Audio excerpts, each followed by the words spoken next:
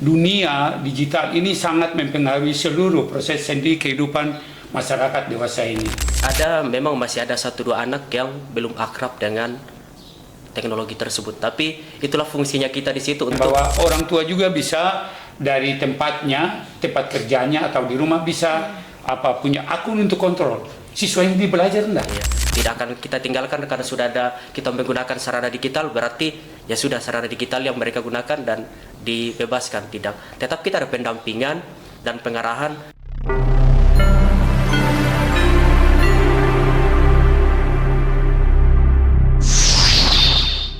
Halo pemirsa RRI Net, ketemu lagi bersama saya Paulina Violeta dalam podcast RRI Merauke di saat ini. Nah, kali ini dengan situasi yang berbeda karena saat ini kita podcast langsung dari SMA YPPK Yohanes 23 Merauke dengan topik platform belajar masa depan mengulik SMA digital. Nah, ini akan menjadi tempat kita membahas perubahan, tantangan dan juga inovasi di dunia pendidikan di tanah Papua Selatan, secara khusus di Kabupaten Merauke. Nah, kita membahas SMA John yang sudah ada dalam sebuah terobosan luar biasa yang kini menjadi SMA pertama berbasis digital di kawasan Papua Selatan. Nah, kira-kira seperti apa sih makna digital ini bagi para guru, bagi siswa dan juga bagi sekolahnya ya? Kita akan ngobrol langsung nih dengan kepala sekolah serta gurunya. Untuk itu bersama saya hari ini ada kepala sekolah SMA YPPK Yohanes 23 Merauke, yaitu Pastor Dr. Aloysius Batmianik. Halo Pastor. Ya, selamat pagi, selamat siang. Sehat hari ini ya Pastor Ya, ya? sehat. Ya. Nah, ini Pastor tidak sendiri, sudah didampingi dengan salah seorang guru, yaitu ada Pak Guru Yonas Batorinding. Halo Pak, sehat hari ini? Sehat. Baik, nah ini kita mau bahas soal SMA John yang sudah dalam masa digitalisasi. Ada Pak Kepala Sekolah dan juga seorang pastor dan juga salah satu guru yang terlibat langsung dalam proses transformasi digital sekolah ini ya. Nah, mungkin saya ke Bapak Pastor terlebih dahulu. Iya. Kira-kira Bapak Pastor, apa sih kisah awalnya sampai SMA Yohanes 23 Merauke ini memulai langkahnya sebagai sekolah berbasis digital? Karena kami punya mimpi ketika melihat kondisi generasi milenial yang lebih banyak mempergunakan sarana digital seperti HP, ya, komputer, laptop, smartbook dan lain sebagainya. Itu lalu sangat mempengaruhi interaksi dan dinamika mereka dalam kehidupan setiap hari, bahkan di dalam interaksi proses belajar mengajar. Ya, lalu setidaknya secara global itu dunia digital ini sangat mempengaruhi seluruh proses sendi kehidupan masyarakat dewasa ini. Lalu di sisi lain dari pihak pendidikan juga mempressing untuk kalau boleh di sekolah-sekolah diterapkan pembelajaran berbasis digitalisasi. Nah, mimpi itu kami coba ungkapkan lewat beberapa teman termasuk juga Papa Skaris waktu itu masih tugas di pendidikan. Lalu kami coba berupaya untuk bagaimana kita mulai. Lalu akhirnya kita mulai dengan Acer ya, yang punya Acer ini. Lalu mereka dengan begitu antusias, mereka terima, ayo kita mulai. Dan itulah dari situ awal itu kami mulai merancang bagaimana proses pembelajaran digitalisasi dengan berpola pada platform jelajah ilmu dan mereka punya perangkat lengkap ya. Lalu mereka memperkenalkan itu. Nah, lalu akhirnya ketika tanggal 30 April lalu di-launch Acer di sini untuk mulai dengan kolese. Dan kolese ini terdiri dari unit SMA, SMP dengan SD. SMA John 23, SMP John 23, lalu SD Budi Mulia dan SD Safari 1 2. Nah, coba kami mulai dan kami lalu konsultasi dengan pihak pemerintah dan ternyata pihak pemerintah dari sisi kabupaten maupun provinsi sangat mendukung dan mereka bilang sudah saatnya. Tetapi selain itu kami coba mencari pengalaman apakah memang anak-anak ini sungguh-sungguh akrab dengan sarana digitalisasi ini. Dan ternyata dari semua anak Papua suka dan lebih aktif ya daripada pembelajaran dengan metode yang lama tanpa mempergunakan sarana digital. Itu lalu mereka sering bosan dan lain sebagainya. Tapi ketika mempergunakan sarana digital seperti smartbook lalu handphone, itu mereka begitu aktif. Jadi rasa mengantuk dan lain sebagainya itu lalu hilang ya. Dan ini langsung diuji coba waktu launching ASER di SMA John, SMP John itu, lalu disaksikan oleh Ibu Wakil Bupati dan staf khusus ahli dari Wakil Presiden bidang pendidikan, dan mereka melihat bahwa anak-anak begitu dengan mempergunakan smartbook bisa mengakses pembelajaran yang langsung connect dengan smartphone layar cerdas, dan itu sungguh luar biasa. Dan dari situlah kami punya tekad, dan apalagi didukung oleh pemerintah kabupaten dan pemerintah provinsi, lalu kami usahakan untuk nanti mulai awal tahun ajaran baru ini kami mulai dengan sarana digitalisasi. Baik, jadi yang melatar belakangi sekolah bertransformasi karena memang lihat kebutuhan saat ini ya, dan juga pressure dari pemerintah, karena setahu saya di tahun ajaran baru mata perkuliahan AI digitalisasi ini menjadi salah satu kurikulum tersendiri yang diharuskan ya, bahkan dari SD, tapi SD masih sebuah kewajiban di kelas 5-6 ya. Jadi SD, SMP, SMA sudah ada kurikulum khusus yang tentang AI. Ini menarik sekali, sehingga memang sudah harus bertransformasi ya Pastor ya, dan SMA Joni luar biasa karena sudah menjadi sebuah kolose dari tingkat SD sampai SMA. Ini berarti semua sekolah yang bergabung dalam kolose juga menggunakan pembelajaran yang sama dengan basis digital. Iya betul. Iya. Baik, jadi SD, SMP, SMP semuanya digital ya. Wah ini luar biasa ya. Dan seperti yang dia katakan, kalau untuk SMA John ini sudah yang pertama di Kabupaten Merauke ataupun di Papua Selatan sendiri. Nah, kalau perubahan yang dilihat sendiri Pastor ketika di kelas, apakah seperti yang disampaikan tadi, yang mungkin sebelumnya kalau konvensional baca buku aja malah bukannya semangat, ngantuk ya. Nah, perubahan-perubahan nyata yang terjadi di dalam kelas itu seperti apa Pastor? Ya, pertama bahwa siswa aktif, itu pertama, dan tidak merasa bosan ya, mendengar guru untuk berbicara dan lain sebagainya. Tapi guru ketika dia memberi pelajaran itu semua langsung dengan layar cerdas, dengan siswa sudah buka Chromebook atau HP, sehingga siswa harus memperhatikan. Karena sesudah selesai uraian sementara, sesudah itu siswa langsung kerja, dan kerja lewat Chromebook atau HP. Dan mereka langsung kirim hasil pelajaran itu ke layar cerdas, dan layar cerdas dia akan memberikan penilaian dan dia koreksi sendiri, dan siswa langsung saksikan, sehingga mau tidak mau membuat perhatian siswa, saya mesti fokus. Jadi begitu. Kalau tidak fokus berarti ketinggalan sebenarnya, dan itu membuat siswa juga kenapa mereka punya zaman milenial dengan mereka selalu mempergunakan sarana digital seperti HP ya. Jadi mereka betul-betul aktif dan tidak lagi malas atau mengantuk dan lain sebagainya. Nah, kalau tantangannya sendiri Pastor, ini tantangan pastinya pertama dalam hal fasilitas, kemudian sisi infrastruktur, karena kita tahu SMA John ini sekolah tertua di Merauke ya. Walaupun sekarang yang kita tempati ini adalah gedung baru, tapi masih ada gedung lama yang sudah tua sekali Pastor. Belum lagi mungkin tantangan dalam hal penerimaan dari gurunya, siswanya, atau bahkan para orang tuanya, itu seperti apa Pastor? Ya, memang kami sudah lihat sisi efek yang akan terjadi ketika pembelajaran berbasis digitalisasi, bahwa beberapa sarana dari semua gedung dan lain sebagainya itu juga bisa menjadi penghambat. Tapi kami coba berupaya untuk bagaimana menciptakan, biarpun masih ruangannya lama, tapi ruangannya itu adem, dalam arti bahwa memiliki suasana yang memungkinkan bahwa siswa itu dengan guru itu merasa nyaman untuk mengadakan proses belajar berbasis digitalisasi. Misalnya kita akan berusaha untuk kalau boleh di setiap ruangan itu kalau boleh ada AC, internet yang cukup, sehingga siswa merasa nyaman untuk melakukan proses belajar mengajar dengan guru. Ini yang kami lihat. Memang ke depan kami mengharapkan bahwa tidak hanya sarana digitalisasi yang disediakan oleh pemerintah, tetapi juga sarana gedung kalau boleh ke depan itu bisa diselesaikan. Karena boleh dikatakan sekarang ini pembangunan mangkrak sebenarnya ya, karena belum selesai.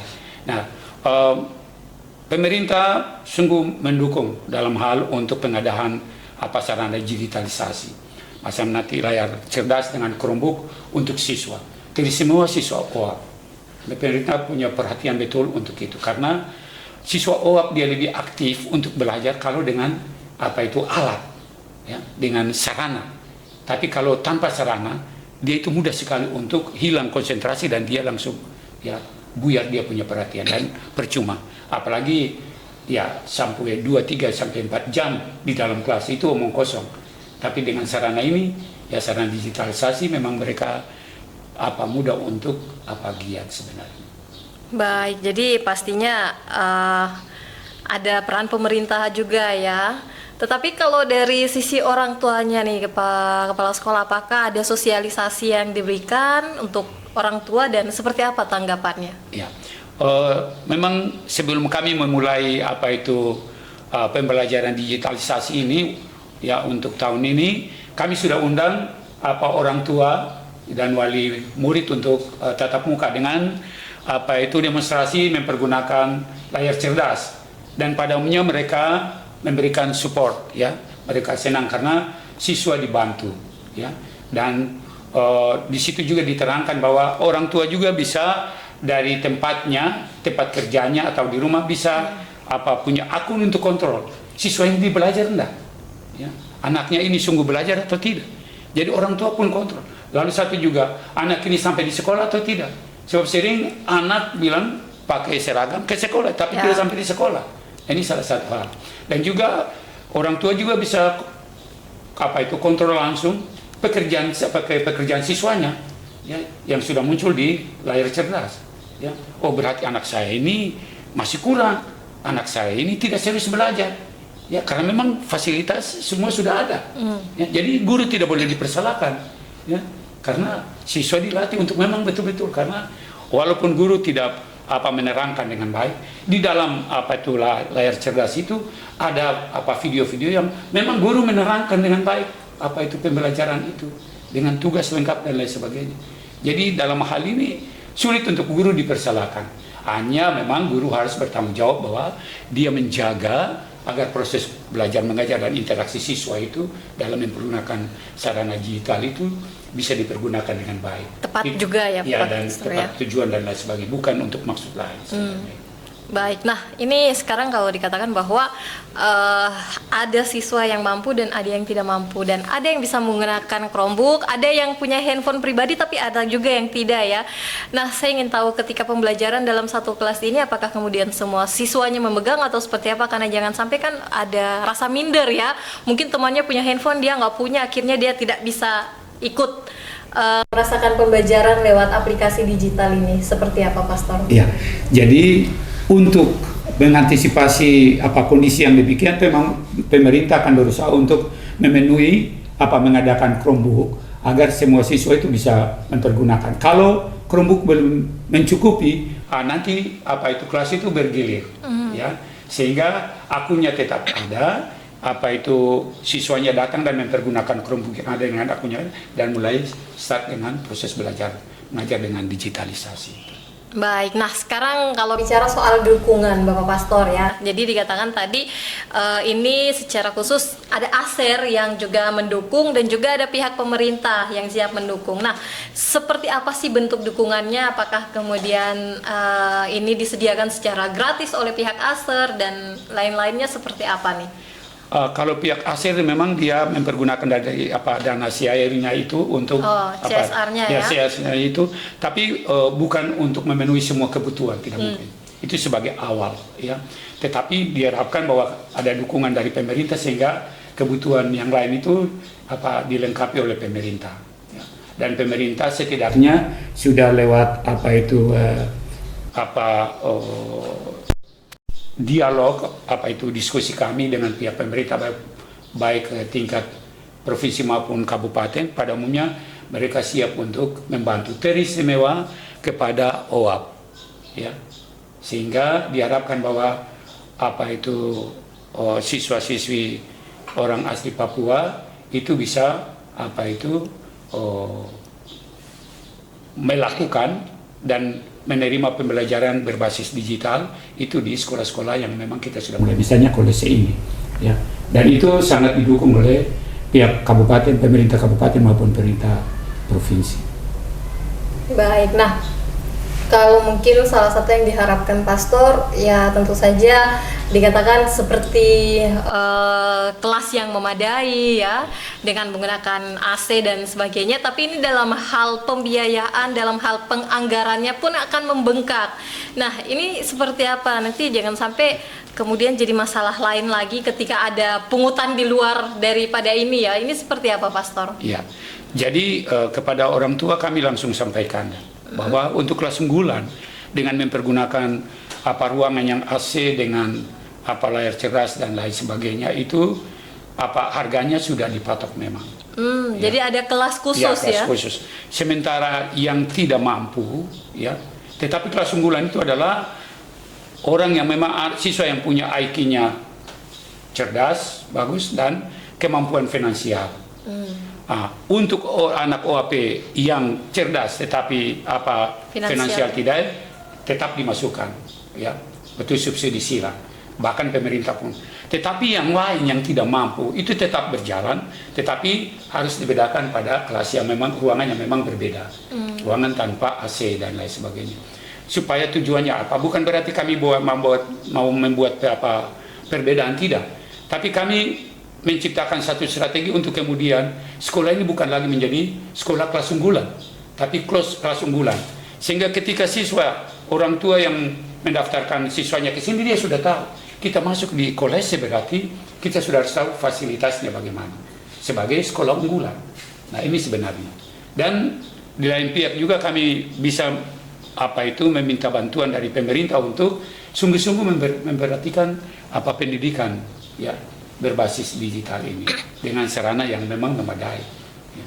Baik, jadi ketika orang tua ada masuk mendaftarkan anaknya memang sudah diinformasikan ya, ada kelas unggulan dengan betul. Fasilitas yang tentu saja jauh berbeda dari kelas biasanya. Ya, betul. Ya. Nah, kalau dari Bapak Pastor sendiri saya ingin tahu apa sih mimpi sebagai kepala sekolah ya Bapak Pastor, mimpi besarnya untuk sekolah ini SMA Yohanes 23 secara khusus dan juga dunia pendidikan secara umum. Iya, pertama ialah bahwa output dari kolese ini sungguh-sungguh menampilkan investasi SDM siswa untuk satu berkompetisi di tingkat perguruan tinggi. Ya.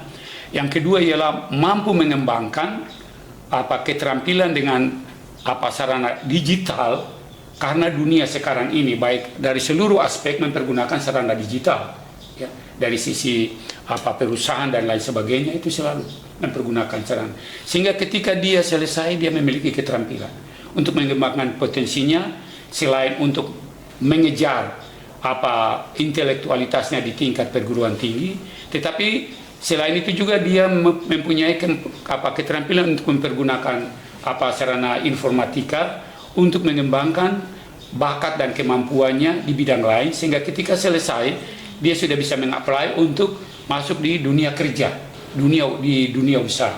Nah ini yang sebenarnya diharapkan, karena kalau kita tidak mempersiapkan itu, nanti dia selesai dia masih ketinggalan, ya, tidak mampu berkompetisi dengan siswa-siswi lain di kota-kota besar yang sudah biasa dengan sarana digital ini. Sebenarnya itu yang kami lihat. Baik, ini luar biasa ya. Jadi SMA John yang pastinya sudah sangat memegang teguh bahwa mempersiapkan siswanya bukan hanya untuk ke sekolah tinggi, tetapi ketika memang harus lanjut ke dunia kerja ataupun sebagainya sudah disiapkan dari SMA. Nah, sekarang saya ke Pak Guru dulu nih, ya. Ini Pak Guru Bahasa Inggris ya, seingat saya ya. Masih Bahasa Inggris belum ganti ya Pak ya? Nah, Pak Yonas Batorinding ini walaupun mungkin di sebelahnya ada Pak Kepala Sekolah, tapi semoga tidak takut menjawab ya. Oke sih.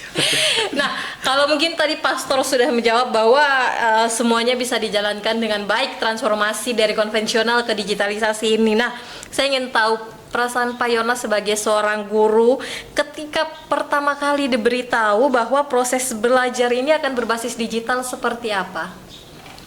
Oke, ketika saya mendengar bahwa SMA Jod akan menggunakan sarana digitalisasi untuk proses belajar mengajar di sini. Sebenarnya kalau saya secara pribadi senang dan tidak terlalu kaget juga.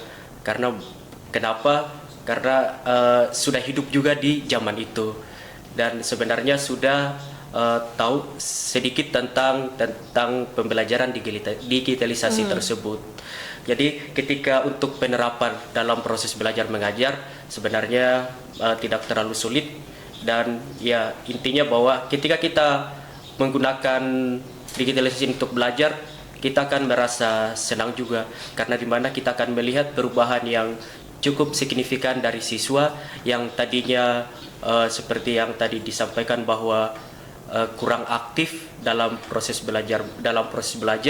Ketika kita menggunakan sarana ini, ada peningkatan yang kita lihat dari siswa. Mereka akan lebih aktif, interaktif dalam proses belajar.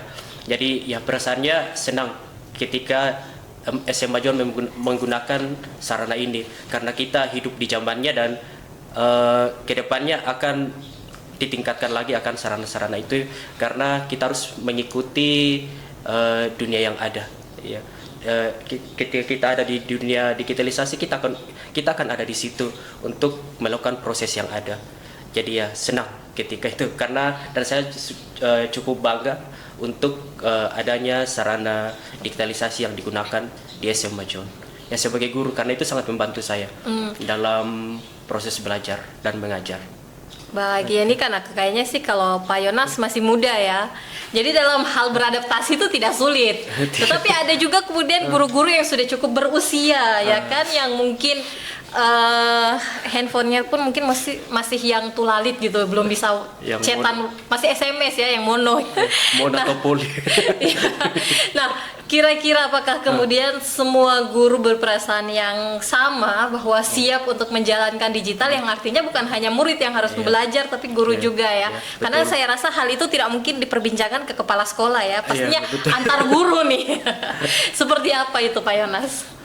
Kalau kami di sini memang sudah disampaikan juga bahwa untuk guru-guru yang ada di SMA John diharapkan kalau bisa diwajibkan untuk bisa menggunakan fasilitas yang ada, mau umur yang dari muda sampai yang sudah tua tetap harus belajar untuk menggunakan, karena tidak mungkin ada beberapa guru yang menggunakan dengan alat yang ada yang tidak ada. Nanti terjadi seperti kesenjangan nanti ketika dalam proses belajar mengajar. Jadi kita juga sudah melakukan pelatihan-pelatihan untuk Bapak Ibu guru. Sementara dalam proses ini kita sudah melatih. Saya juga yang sudah pernah ikut dilatih, dan saya juga sudah melatih beberapa guru yang ada di sekolah yang siap. Saya latih. Ya, jadi yang belum, nanti ketika ada waktu lagi saya akan latih untuk menggunakan alat-alat itu. Karena kita sudah di sini sudah 6 guru ya Pastor ya, yang sudah dilatih untuk melatih kembali melatih guru-guru dan melatih siswa juga untuk menggunakan alat-alat ini. Dan sudah beberapa siswa yang sudah menggunakan, misalnya kalau yang saya sudah ajar kelas 11 itu hampir semua sudah bisa menggunakan. Karena sudah dipraktekkan ke anak-anak. Jadi 6 guru ini yang dilatih oleh SR sendiri, kemudian untuk melatih ke guru-guru lainnya ya. Nah, betul. Pak Guru, saya ingin tahu, karena tadi dikatakan sudah mengajari ke anak-anak kelas 11. Apa sih tantangan yang dihadapi ketika mulai mengajar dengan teknologi? Oke, tantangan yang saya alami ketika menggunakan teknologi, ya memang masih ada 1-2 anak yang belum akrab dengan teknologi tersebut, tapi itulah fungsinya kita di situ untuk membimbing mereka, mengajar mereka untuk mereka. Tapi karena ketika kita melihat anak sekarang, sebenarnya mereka sudah mungkin 99,9% yang sudah akrab dengan digitalisasi ini, karena mereka sudah mahir di handphone. Layar cerdas sebenarnya ini adalah istilahnya Android yang kita buka di layar besar. Ya, tampilannya sama dengan handphone. Ya, tapi kita hanya menggunakan di layar besar supaya lebih mempermudah juga, karena kita menggunakan tadi platformnya dari Jelajah Ilmu. Dan ketika kita menggunakan layar cerdas juga, anak-anak yang tadi mungkin belum mengenal aplikasi-aplikasi yang bisa digunakan untuk mempermudah anak-anak untuk belajar, seperti mungkin Quizzes atau Kahoot dan segala macamnya, itu akan lebih mudah ya untuk anak-anak. Misalnya kalau anak-anak yang tidak punya handphone, kalau saya sistemnya menggabungkan anak yang tidak punya handphone, silakan gabung dengan anak yang punya handphone, dan dalam prosesnya lancar-lancar saja. Mereka aman dan tidak ada yang anak-anak yang misalnya atau mengkomplain atau memberikan misalnya saran yang misalnya ketidakpuasan, tidak ada. Baik-baik saja, dan anak-anak malah senang ketika pernah kami tanya, mereka senang bahwa ternyata ini lebih enak, kami lebih bisa menjelajahi ilmu lebih luas lagi dibandingkan kalau kami secara konvensional saja. Ya, ketika kami dalam digitalisasi, kami akan lebih mempermudah untuk menjelajahi pelajaran-pelajaran materi-materi yang sudah disiapkan. Karena memang dari pihaknya, dari Acer, dari Jelajah Ilmu sudah menyiapkan hal-hal tersebut seperti yang disampaikan Pastor tadi. Iya. Nah, Pak Guru, karena sudah mencoba, pasti sebelum 30 April ketika di launching belajarnya masih konvensional ya. Nah, masih. Apa perbedaan yang paling terasa nih ketika mengajari dengan konvensional dan mengajari dengan digitalisasi? Perbedaannya yang memang secara signifikan ya, mungkin kita bisa lihat ketika kita memberikan tugas ke anak-anak untuk dikerjakan mungkin, dan kita memberikan misalnya pilihan-pilihan lain kepada anak-anak, misalnya ulangan atau dan sebagainya. Itu ketika secara konvensional kita melihat dari sisi waktu juga. Ketika kita konvensional, waktunya itu yang digunakan anak-anak untuk mengerjakan itu lama, dan mungkin hasilnya tidak terlalu memuaskan karena mereka harus membaca buku, membuka buku, beberapa buku yang harus dibuka, dan itu akan menyita waktu yang ada.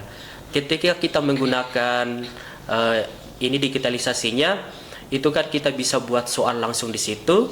Anak-anak bisa menggunakan handphone, menggunakan akunnya mereka, dan mereka masuk dan mereka bisa jawab dengan cepat di situ. Ya, dengan bimbingan guru untuk cara penggunaan dan cara menjawab seperti apa. Sebenarnya dari sisi waktu dan dari sisi dari keaktifan anak juga. Ada anak ketika kita secara konvensional itu kita melihat 1-2 anak yang memang agak tidak ada motivasi atau kurang motivasi untuk membaca buku. Iya, karena anak biasa baca buku 10 menit sudah mengantuk.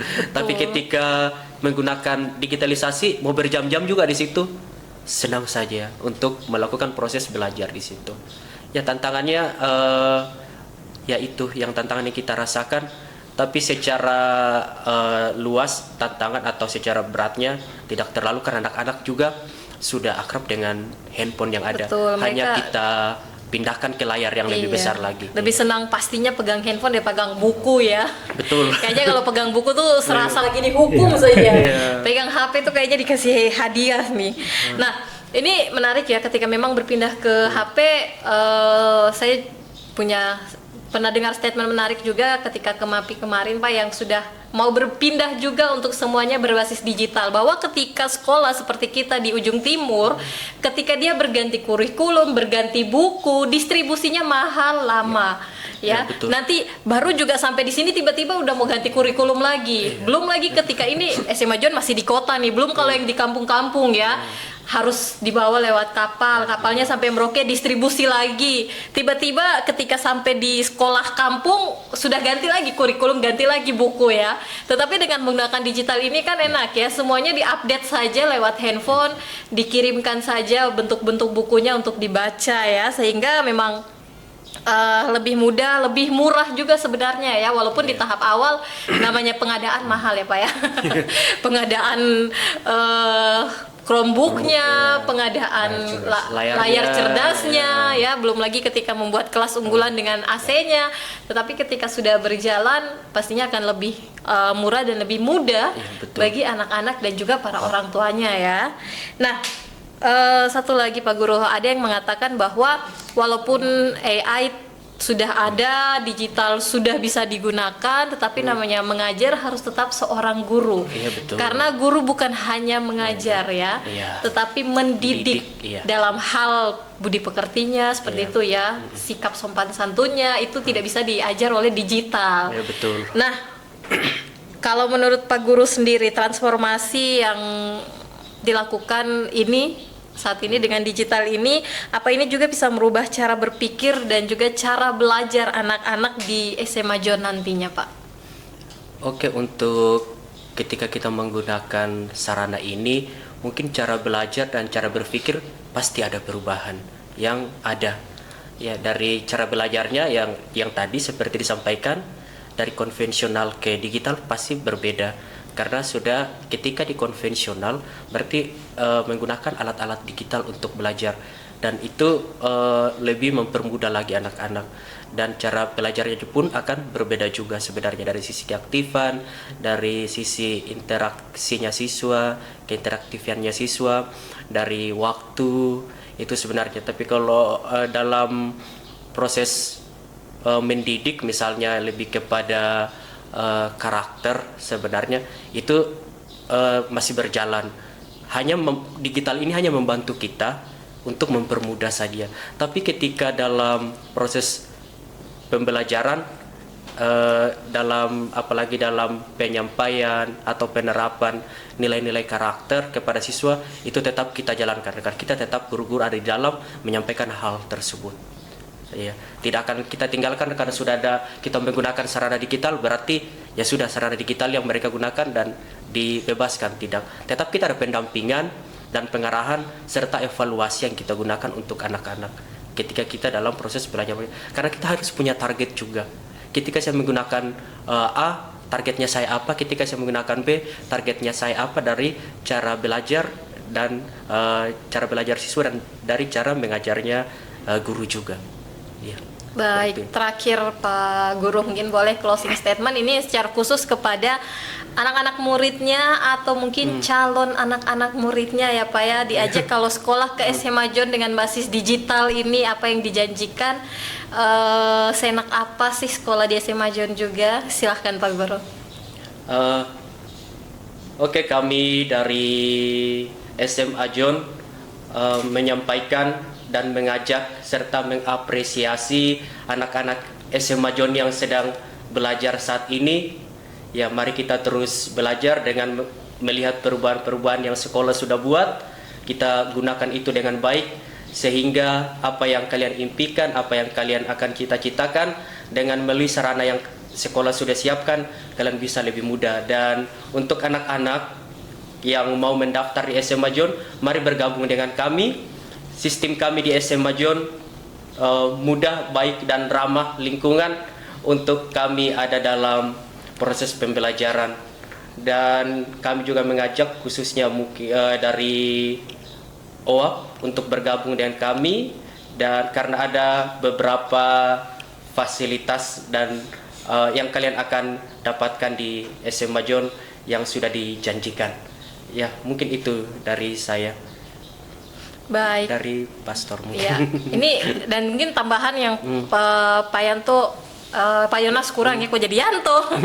Pak Yonas kurang, yaitu sudah 8 tahun mengajar dan SMA John itu salah satu sekolah yang bebas bully, tidak ada pembulian betul, ya. Ya.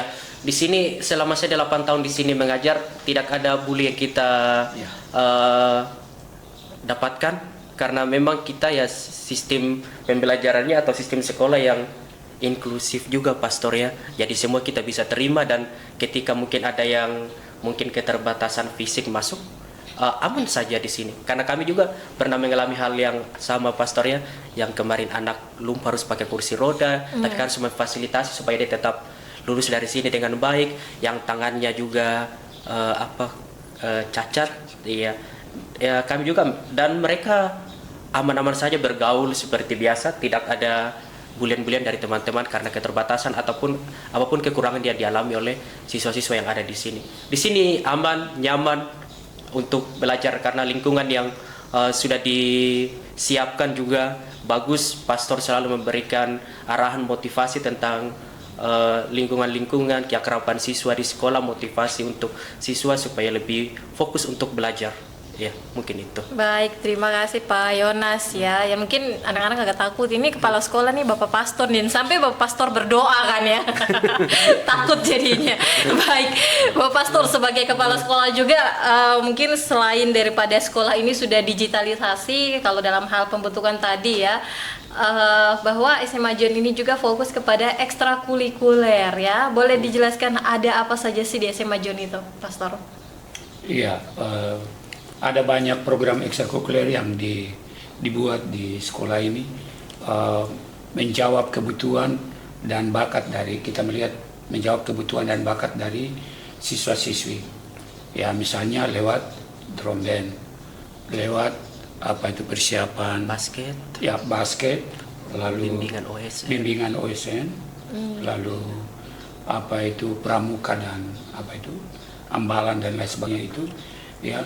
Selain itu lewat seni tari, kita ada sanggar vita di sini ya. Lalu membantu siswa yang masih kurang dalam hal mempergunakan sarana digital, itu lewat TIK ya. Dan ini memang kami betul-betul kontrol betul, sehingga ketika siswa itu dia berkompetisi dalam mempergunakan sarana digital, itu tidak ada yang ketinggalan. Ya, misalnya pakai untuk komputer dan lain sebagainya. Dan kami punya pengalaman pada waktu pertama penerimaan siswa itu hampir sekitar 20 lebih yang belum pernah semua dari pedalaman. Nah ini bagaimana? Nah ini juga menjadi tantangan. Tapi dalam sesudah 3 bulan memang digenjot sehingga juga mempergunakan jam di luar jam sekolah ya. Sehingga memperlancar mereka dan memudahkan mereka sehingga sekarang mereka sudah bisa ya. Misalnya itu salah satu, tapi begitu banyak yang tadi saya sebut bentuk-bentuk kegiatan ekstrakurikuler yang sudah dibuat. Dan baru-baru ini memang dalam ikut lomba ya, syukurlah kita juara 1, 2, dan 3. Iya, juara 1, 2, dan 3 dari sisi atletik dan lain sebagainya, dan lebih banyak kok orang tua. Nah ini yang memang kami sungguh bangga ya. Dalam arti kali ini cukup banyak juara yang memang kami peroleh. Ya. Baik, jadi sisi pembinaannya jalan ya. Bukan hanya pendidikan dalam hal pelajaran, tetapi juga pendidikan, pembinaan olahraga dan juga mungkin pribadi anak-anaknya ya, juga dibentuk di SMA John. Makanya tadi Pastor bilang bahwa ketika di SMA John ini sudah disiapkan bersaing di perguruan tinggi, bersaing di dunia kerja selepas bersekolah ya. Nah, terakhir mungkin boleh closing statement Pastor untuk ajakan kepada para orang tua mempercayakan SMA John sebagai sekolahnya, tetapi juga kepada pihak pemerintah atau mungkin pihak swasta lainnya dalam hal dukungan kepada SMA John. Silahkan Pastor. Iya, saya memberikan closing statement dengan satu istilah ya, non scholae vitae sed discimus ya, belajar atau bersekolah bukan untuk ilmu tetapi bersekolah untuk hidup. Dan untuk bersekolah untuk hidup membutuhkan begitu banyak sarana yang harus dipergunakan untuk mengembangkan baik intelektual maupun skill dari siswa. Dan itu sangat membutuhkan begitu banyak kolaborasi dari berbagai pihak, dari pihak pemerintah, dari pihak orang tua, dari pihak alumni ya, dan dari pihak LSM dan lain sebagainya ya, sehingga dengan kolaborasi itu kita bisa saling membantu untuk memberikan suguhan berupa pengadaan sarana prasarana yang lengkap bagi kolese dari semua SMA John, sehingga baik siswa yang akan datang dan siswa yang sudah datang bisa mempergunakan dengan baik untuk mengembangkan pendidikannya, untuk mengembangkan sekolahnya, studinya, bukan untuk pengetahuan tapi untuk hidup. Sehingga ketika dia selesai dari sini, dia melanjutkan ke perguruan tinggi atau ke dunia usaha, dia sudah tahu hidup. Itu yang saya sampaikan.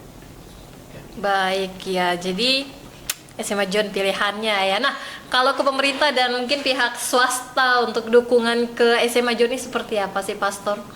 Ya, dari pihak pemerintah kami mengharapkan bahwa dukungan dari semua sarana digital untuk proses pembelajaran digitalisasi untuk meningkatkan kualitas dan efektivitas pembelajaran kami sangat membutuhkan, sehingga kepada pemerintah kabupaten dan provinsi kami sangat-sangat mengharapkan uluran tangan Anda untuk membantu kami mempersiapkan sarana digital yang lengkap sehingga proses belajar mengajar dengan digital itu dapat berjalan dengan baik. Ini sangat kami mengharapkan. Dan kepada orang tua kami sangat mengharapkan untuk memberikan dukungan dan dorongan kepada anak-anak, jangan melihat dari sisi negatif bahwa HP hanya main-main saja, tetapi HP untuk belajar. Di sekolah inilah kami mendidik mereka untuk mempergunakan HP untuk belajar, bukan untuk main-main, sehingga mereka menjadi anak yang cerdas. Baik, terima kasih Pastor untuk waktunya dan juga untuk Pak Guru ya.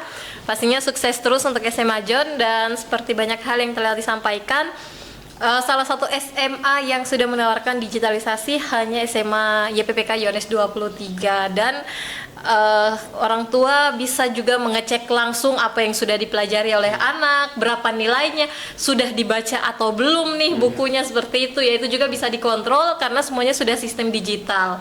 Nah, jadi pastinya ada sistem kontrol yang lebih ketat, tetapi dengan pelajaran belajar yang lebih mudah dengan sistem digital ini, sehingga pastinya SMA John bisa menjadi salah satu pilihan untuk melanjutkan ke sekolah menengah atas ya.